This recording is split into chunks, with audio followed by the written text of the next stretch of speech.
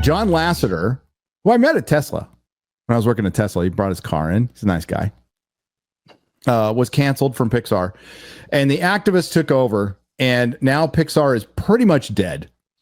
All they have left is Toy Story 5. Well, Incredibles 3. Toy Story, Frozen, Incredibles, and then when they start doing live action shit for everything, right? Like that's all that's left. There was what was interesting. Capital Opinion sent me a thing. Their Instagram account, they posted a video of someone saying, "Don't complain about original movies not being made if you don't go out there and see Elio." What? Like the Pixar official account posted a video of someone saying that. I was just like, "What? How about good movies, bro?" Yeah, yeah. Sorry. We are still allowed taste, by the way. Yeah. Yeah, I've never found it interesting, the argument of like, yeah, if you truly believe in it, you should be out there watching every fucking original film that's ever made. It's like, sorry, I'm not a time god. I can't just watch everything. I've got fucking shit to do. Exactly. Work. But why would I waste my time with Elio? I don't know if you guys saw the trailers, but it's like, oh, I've seen that movie a million times. It looks like shit. It looks like CalArts shit. Yeah. Yeah. Yeah. And guess what? It was CalArts shit, but apparently it was worse. Also, because, sorry, Frozen is not Pixar. That's true. My brain got crossed. It was Disney Animation. Yeah. God, that fucking song, dude. Fuck that fucking song. Did you see the thing where it's like when they initially showed this internally, it was apparently meant to be very queer coded? Well, that's the thing, is Pixar's not gay enough. That's the problem. That's the problem. This is what happens when you let activists in. Really hard to get rid of, kind of like a cancer. So inside Elio's catastrophic path, America Ferrera's exit. You know what? I'm just going to go out on a limb and say that didn't affect the movie at all. She's a fucking voice actor. Okay, gives a shit. Nobody's going to go, well, I'm going to go see this movie for America Ferrera's voice. Because she was in Barbie and she gave one of the most cringe fucking monologues of all time. Yeah, that I had woke white women going, yes, yes. Yes, Queen. But you are Knuff, Az. You are Knuff. Thank you. I appreciate that. I've still got the t-shirt. Creatives, we're going to put the air quotes up, at Pixar, who saw the original director's previous cut of Elio, tell THR, The Hollywood Reporter, about the movie's challenging production process. Elio just became about totally nothing. Well, what was this supposed to be about? Friendship is magic. That's it. That's it. Those who worked at Pixar while its latest film release, Elio, was in production, were delighted by footage they saw roughly 2 years ago. So they were delighted by all the footage they worked on. Among the moments cited as favorites by those at the animation studio at the time included a sequence in which the titular boy collected trash on the beach and turned it into a homemade apparel that included a pink tank top. The movie's team would refer to Elio showing off to a hermit crab as a trashin' show. Okay. It's a kids movie, by the way. Made by a bunch of people who don't have kids. Made by a bunch of people that want to fondle kids. Yes. Fucking people. I wasn't going to go that far, but I will. I probably should have. But if you bought a ticket to Elio and don't remember seeing that, it's not just that you chose the wrong time to refill your soda or take a piss. According to multiple insiders who spoke to The Hollywood Reporter, Elio was intentionally portrayed as queer coded. Reflecting original director Adrian Maloney's identity as an openly gay filmmaker. Okay.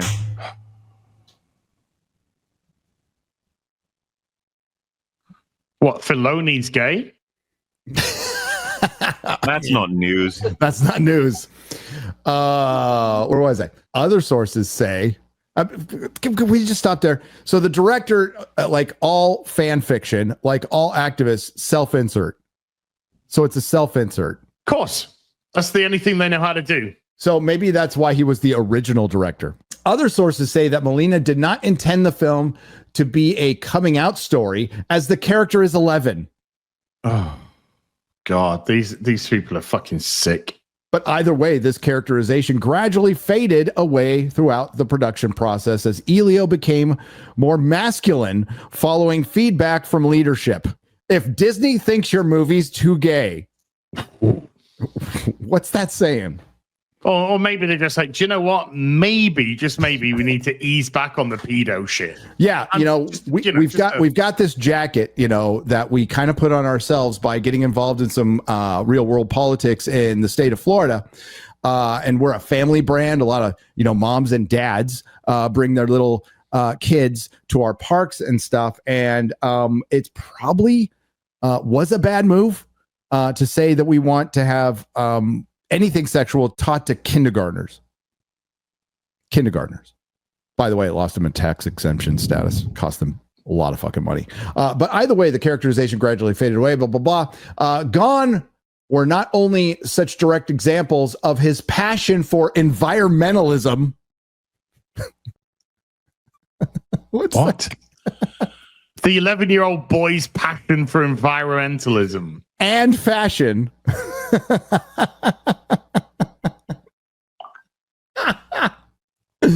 But also a scene in Elio's bedroom with pictures suggesting a male crush. Hints at the trash fashion remain in the released film, with the boy wearing a cape decorated with discarded cutlery and soda can tabs, although without any explanation for the unusual attire. Elio's turbulent ride began well before the calamitous nosedive at the box office during the June 20 through 2022 corridor. Indeed, the summer of 2023 became a fateful one for the animated film about a lonely boy beamed into outer space by an intergalactic organization after being misidentified as the leader of Earth. Didn't that just happen in a Doctor Who episode? Misidentified? Misgendered? Yeah, that's probably it. Yeah. Misgendered. It's not Mr. Gendered as, it's misgendered. The writing was first on the wall for the troubled production when the film from Molina, known as the co-director of Pixar's Oscar-winning 2017 hit Coco, conducted an early test screening in Arizona. Although viewers expressed how much they enjoyed the movie, they were also asked how many of them would see it in a theater, and not a single hand was raised. Just a reminder, folks, this is the Hollywood Reporter. This isn't fucking Screen Rant or anything like that. According to the source with knowledge of the event, this sounded the alarm bells for the studio brass. I wonder what gave it away. Not a single person raising their hand. I wonder why they would panic after that. It's around this time that Molina screened his latest cut of the film to Pixar leadership. There are differing accounts of the exact feedback that the director received from the Pixar boss, Peter Doctor, when the lights went up, with rumors circulating in some of the studio circles that Molina was hurt by the conversation. They've not got time, space, money, or resources to be messing around. They need to make good films again. It's actually just the saddest fucking thing to watch Pixar just crash and burn, because whatever built them is just dead. It reminds me of a lot of game studios, Mm-hmm. What's the commonality with the game studios, animators at Pixar, people who work at Disney? It's far left ideological politics. That's what it is. I don't have an alarm bell to say that you're correct, but I'll just do this. God damn it. You are correct, sir.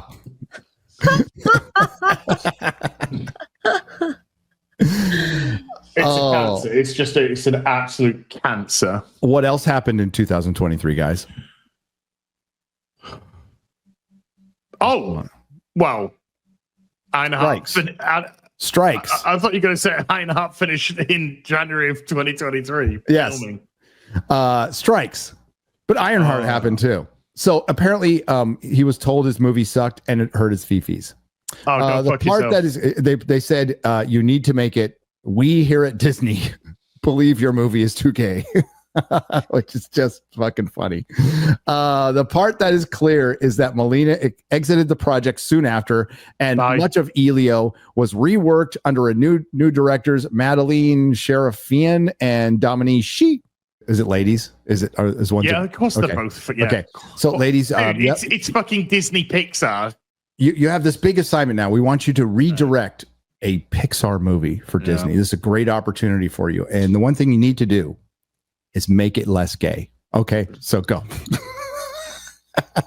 Wait, did you say less? Yeah, exactly. Didn't you mean more? They both spit out their drinks just like you did. Did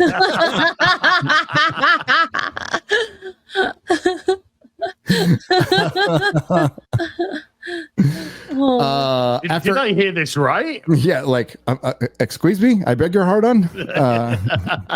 Baking powder?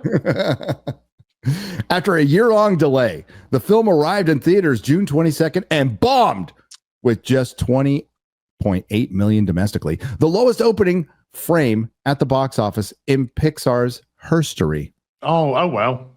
Oh well. I was deeply saddened and aggrieved by the changes that were made, says former Pixar assistant editor Sarah. We provided feedback during Elio production as a member of the company's internal LGBTQ, where's the plus bigot group? Pix Pride. Pix Pride. Fire them all. Which are all about to be fired. They were just waiting for Pride Month to end. They're fucking gone. I promise you, they got their memos this morning.